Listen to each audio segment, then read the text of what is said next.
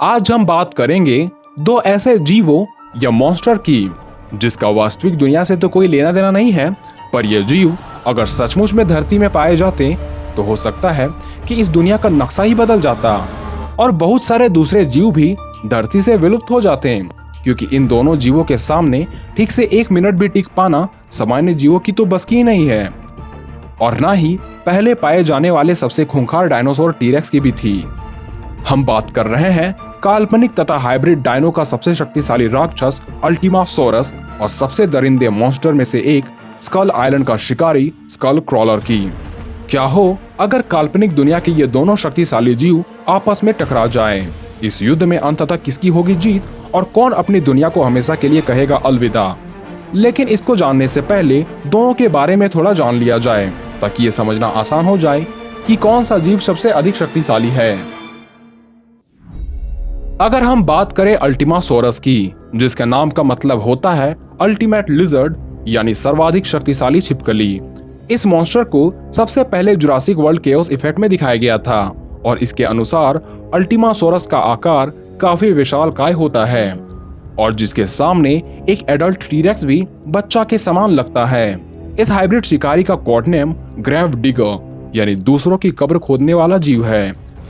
वहीं Skull Island में रहने वाले इस प्राणी, जिसे न सिर्फ उस आइलैंड के सभी जीवों का काल कहा जाता है, अपितु इन्हीं के पूरे दल ने कॉन्ग के परिवार को मारकर कॉन्ग को अनाथ बना दिया था।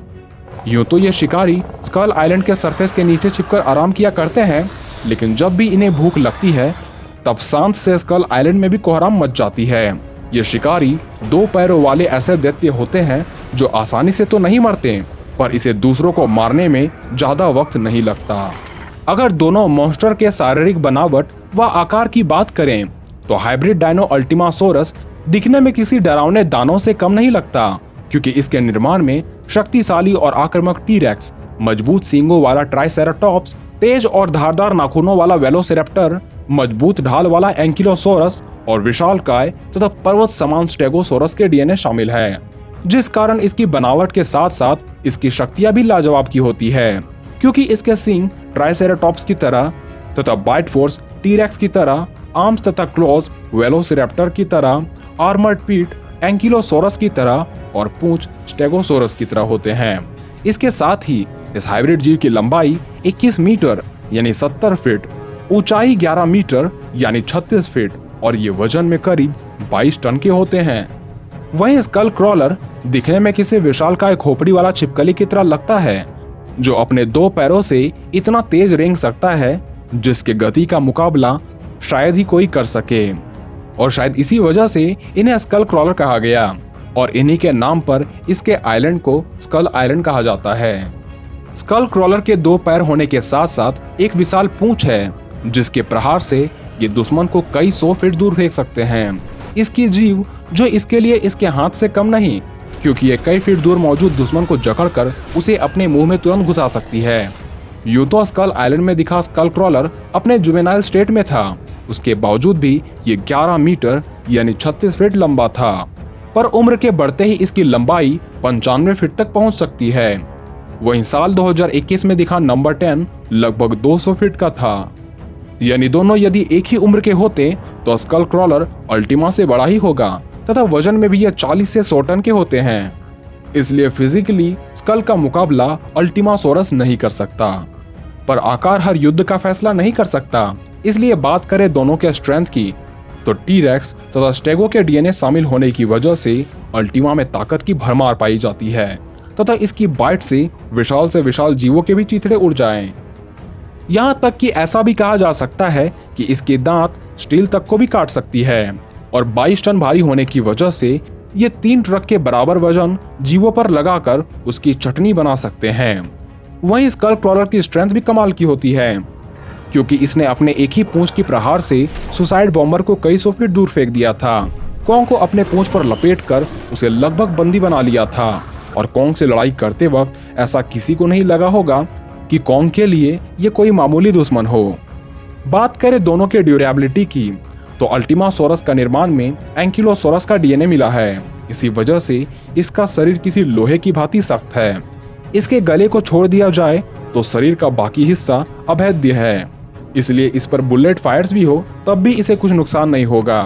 वहीं स्कल क्रॉलर के पास भले ही अल्टीमासोरस की तरह आर्मर ना हो, पर इस पर कॉन्ग के कई हमले बेकार जा रहे थे। यानी बिना आर्मर के भी इसके ड्यूरेबिलिटी पर सवाल उठाया नहीं जा सकता। इस शिकारी के लिए भी बुलेट किसी कंचे के समान है।